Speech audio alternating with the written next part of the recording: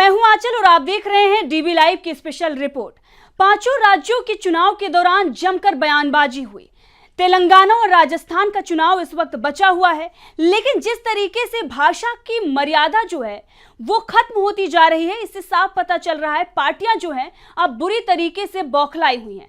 खासकर अगर हम देखें तो वो पार्टियां जो कभी दूसरों पर इल्जाम लगाती थी, दूसरों पर आरोप लगाती थी और ये कहती थी कि हमें गालियां दी जा रही हैं, हम पर अटैक किए जा रहे हैं, नाम लेकर बयानों में किस तरीके से अभद्रता दिखाई जा रही है, अब उनके बयानों में अगर आप देखेंगे तो भाषा की जो मर्यादा है वो नहीं बची हुई है। निम्न स्तर की बयानबाजी शुरू हो गई है। सबसे पहले आपको कुछ बयान दिखाएंगे और उसके बाद बताएंगे कि किस तरीके से कुछ ऐसी पार्टियां हैं जो पूरी तरीके से बौखलाई हुई हैं। सबसे पहले आप एक बयान सुनिए और उसके बाद इस बयान पर चर्चा करते हैं और उसके बाद आगे बताते हैं कि पूरी रिपोर्ट है क्या और कौन सी पार्टी है जो इस वक्त सबसे ज्यादा बौखलाई हुई है।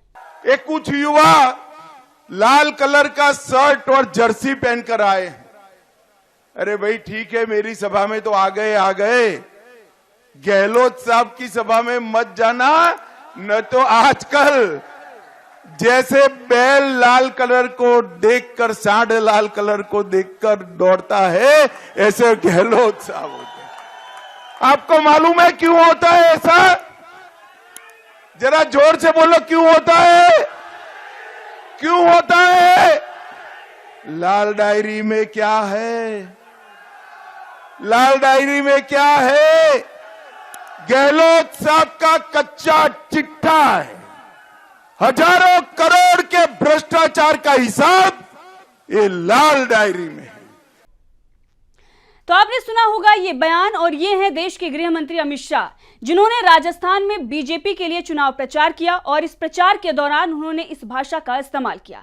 सीधे तौर पर वो राजस्थान के इस वक्त के जो मुख्यमंत्री हैं अशोक गहलोत, उनकी तुलना सांड से कर रहे हैं। अब आप खुद सोचिए कि अपने बयानबाजी में कौन भाषा की मर्यादा को लांघ रहा है, कौन निम्न स्तर की बयानबाजी कर रहा है। ऐसी पार्टियां जो कभी दूसरों पर आरोप लगाती थी, आज उनके बयानबाजी में इतना निम्न स्तर क्यों? क्या ये झुंझलाई हुई है? क्या इन्हें लग रहा है कि इनकी हार हो रही है, इसीलिए ये बौखलाहट है नेताओं के अंदर? ये सिर्फ एक बयान था, इस तरह के कई सारे बयान हैं जो हाल के ही चुनाव के प्रचार में दिए गए हैं, जनसभाओं में बातें कही गई हैं। सिर्फ अमित शाह का बयान हमने आपको सुनाया, इसके बाद एक और बयान सुनाते हैं। ये बयान सुनकर तो आप पता ही चल जाएगा आपको कि किस तरीके से बीजेपी जो है वो पूरे चुनाव को अपनी कमजोरी के तौर पर देख रही है और ये देख रही है कि वो चुनाव में कितनी कमजोर नजर आ रही है। सुनिए ये बयान। कमल के निशान पर ऐसे बटन दबाओ कि उनको सजा पक्की हो जाए। जैसे उनको दे रहे हो ना, ऐसे कमल के निशान पर बटन दबाओ। तो आपने सुना, प्रधानमंत्री नरेंद्र मोदी का यह बयान था। देश के प्रधानमंत्री, 140 करोड़ जनता जिनकी जिम्मेदारी है, और वो इस तरीके से हिंसक बयान देते हैं जो हम आपको सुना भी नहीं सकते, उसे म्यूट करना पड़ा। आप खुद सोचिए, हम नाम भी नहीं ले सकते कि किस तरीके से वो हिंसक बातें, और वो भी जनता को संबोधित करते हुए कह रहे हैं। ये बयान भी उनका राजस्थान का ही है। राजस्थान में खड़े होकर जब जनता को वो संबोधित करते हैं, लड़ाने भिड़ाने की और हिंसक बातें करते हैं, तो लोगों पर क्या प्रभाव पड़ता है ये भी आप समझ सकते हैं। प्रधानमंत्री अगर उनकी भाषा में इस तरीके की चीजें आती हैं तो साफ तौर पर है कि कहीं ना कहीं बौखलाहट, झुंझलाहट तो है ही। यही प्रधानमंत्री हैं। आप सोचिए, इससे पहले जब कांग्रेस के नेताओं की तरफ से अगर कुछ भी टीका टिप्पणी की जाती थी, तब ये गालियों को गिनते थे और उसके बाद चुनावी सभा में पानी पी पी कर उन गालियों का जिक्र करते थे और उनकी गिनती भी बताते थे कि अब तक इनको कितनी गालियां पड़ चुकी है। और आज वो खुद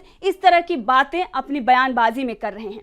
प्रधानमंत्री, गृह मंत्री अमित शाह का तो बयान आपको सुना ही दिया। इसके बाद एक और बड़ी केंद्रीय मंत्री हैं, उनका भी बयान आपको सुना देते हैं कि उनका क्या कुछ कहना है। राजस्थान की रैली में उन्होंने भी कुछ ऐसा कहा है जो काफी सोशल मीडिया पर वायरल हो रहा है, आलोचना भी जमकर हो रही है। सुनिए ये बयान।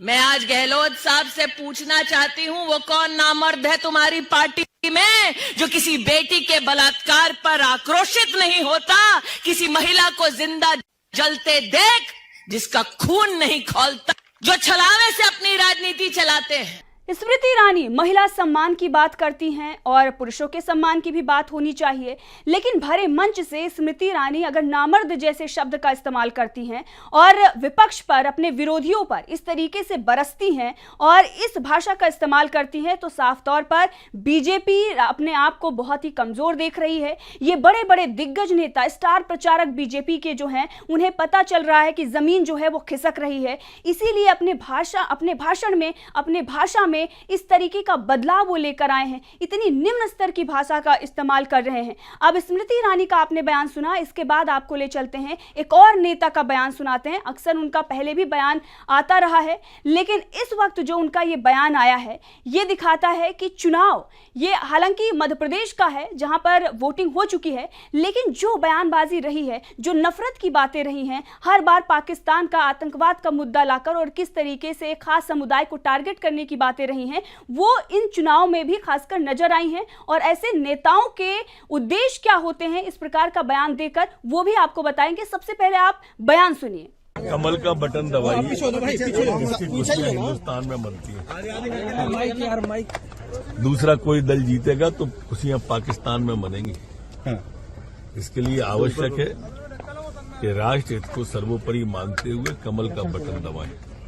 कमल का बटन मध्य प्रदेश में जब व्यक्ति दबाएगा तो सेना सीमा पे सैनिक की बाजुएं मजबूत होंगी। पाकिस्तान में दहशत होगी कि मोदी जी जीत रहे हैं। कमल का बटन दबाने से आतंकवादियों में दहशत होती है और इसलिए कमल का बटन दबाना चाहिए। जो भी सीमा पे नहीं जा पाते हैं देश की सेवा के लिए, ये एक सेवा का अवसर है। सबको कमल का बटन दबाएं और राष्ट्र हित में अपना योगदान करें। अपना योगदान वो विकास के लिए करें माननीय मोदी जी के नेतृत्व में। माननीय मोदी जी ने ये कमल का बटन कहा है। कमल का बटन यहां दबता है, आवास आता है गरीब के लिए। कमल का बटन दबाते हैं आप तो शौचालय आता है गरीब के लिए। कमल का बटन दबाते हैं तो निःशुल्क खाद्यान्न आता है मोदी जी के द्वारा।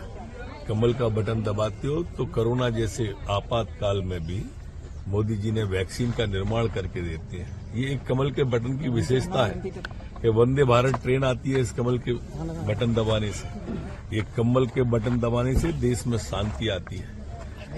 कमल का बटन दबाने से देश में सुरक्षा आती है।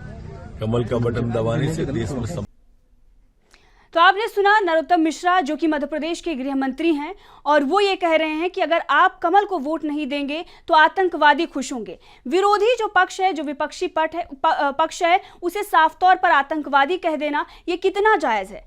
एक दूसरे समुदाय के लिए इस तरीके से नफरती बयान देना, वो भी गृह मंत्री इस प्रकार की अगर बयानबाजी करते हैं तो ये शोभा नहीं देती। और दूसरी तरफ जो नफरत की बात रही है, जो हिंसक बातें रही हैं, उसको भी बढ़ावा कहीं ना कहीं ये दे रहे हैं।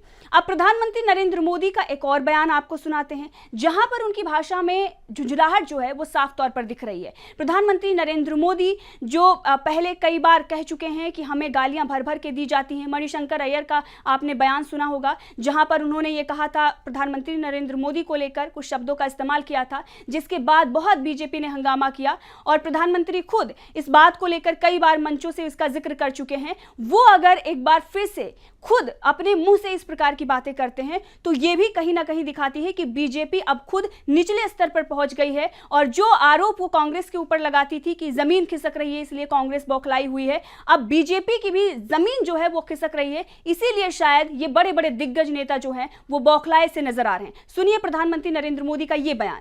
कल एक महाज्ञानी कांग्रेस के कह रहे थे कि भारत के पास, यहां के सब लोगों के पास made in China mobile phone होता है।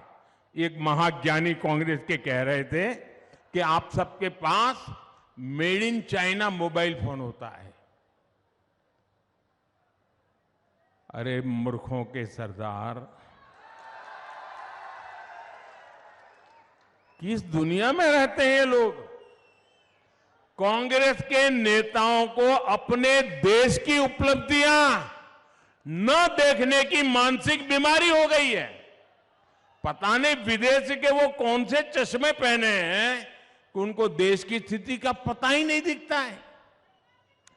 आज भारत दुनिया में सच्चाई क्या है? आज भारत दुनिया में मोबाइल फोन का दूसरा सबसे बड़ा निर्माता है। जब कांग्रेस केंद्र सरकार में थी तो भारत में हर साल 20,000 करोड़ रुपए से भी कम के मोबाइल फोन बना करते थे।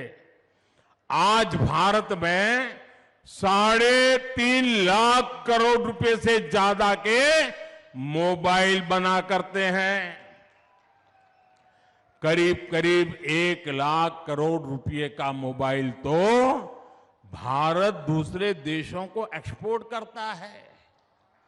चुनाव के समय जिन्हें मेक इन इंडिया की बात याद आती हो, वो स्वदेशी के महत्व को कभी समझ ही नहीं सकते। आज पूरा देश लोकल के लिए वोकल हो रहा है। त्योहारों के अवसर पर भारत में बने उत्पाद, भारतीयों के बनाए उत्पाद खरीद रहा है। इस दिवाली तो रिकॉर्ड कर दिया है। जो इस विषय के जानकार लोग हैं, व्यापारी समूह के लोग हैं, उन्होंने कल स्टेटमेंट दिया है। उन्होंने कहा कि इस बार दिवाली में 4.25 लाख करोड़ रुपए की खरीदी देशवासियों ने की और देश में बनी चीजों की। तो आपने सुना देश के प्रधानमंत्री नरेंद्र मोदी को मध्य प्रदेश में उन्होंने ये भाषण दिया था और मंच से वो राहुल गांधी पर निशाना साध रहे थे। मूर्खों का सरदार उन्हें बता रहे थे। प्रधानमंत्री नरेंद्र मोदी वहां पर स्वदेशी की बात कर रहे थे और राहुल गांधी पर तंज कस रहे थे। अब प्रधानमंत्री नरेंद्र मोदी चाइना पर भी आए तो यहां पर उन्हें उसी मंच से बता देना चाहिए था कि एक्सपोर्ट जो है वो कितना बढ़ा है चाइना से। इसके साथ ही प्रधानमंत्री नरेंद्र मोदी को वहां पर यह भी बता देना चाहिए कि किसानों को जो उर्वरक जो है मुहैया कराए जा रहे हैं वो कहां से आते हैं, उस पर कौन से देश का नाम लिखा हुआ है। जब राहुल गांधी अपने मंच से ये कहते हैं कि मेड इन चाइना के अलावा यहाँ पर जो राज्य हैं अगर वहाँ का लोकल फॉर वोकल होगा और वहाँ के प्रोडक्ट होंगे, मेड इन इंडिया लिखा होगा तो कितना अच्छा होगा, तो इसमें क्या गलत बात होती है। लेकिन इसे मुद्दा बनाकर अगर प्रधानमंत्री नरेंद्र मोदी मंचों से उन्हें मूर्खों का सरदार बताकर स्वदेशी की बात करते हैं, लोकल फॉर वोकल की बात करते हैं, तो उन्हें उसी मंच से इन बातों को भी उजागर करना चाहिए कि एक्सपोर्ट कितना बढ़ा है और उर्वरक जो किसानों को मुहैया कराया जाता है वो कहां से आता है। क्योंकि इस वक्त अगर आप देखें छोटी छोटी चीजें जो हैं वो भी कहीं ना कहीं चाइना पर अभी भी देश जो है वो निर्भर है। प्रधानमंत्री नरेंद्र मोदी ने 10 साल पहले इन्हीं सब मुद्दों को भुनाया था। आज भी वही सारे जो मुद्दे हैं वो खड़े के खड़े रह गए और इसीलिए राहुल गांधी कहीं ना कहीं उन मुद्दों को खड़ा कर रहे हैं और सीधे तौर पर जो मिर्ची है वो प्रधानमंत्री नरेंद्र मोदी को लग रही है। कहीं ना कहीं बीजेपी की जमीन जो है वो खिसक रही है। इसीलिए ये सारे नेता इस प्रकार की बयानबाजी पर उतारू हो गए। सारे बयान हमने एक एक करके आपको दिखाए। अब तय आपको करना है कि कौन सी ऐसी पार्टी है जिसे अब ये दिखाई दे रहा है कि वो कमजोर पड़ रही है, भाषा की मर्यादा जो है वो भूल रही है। देखते रहिए डीवी लाइव। धन्यवाद।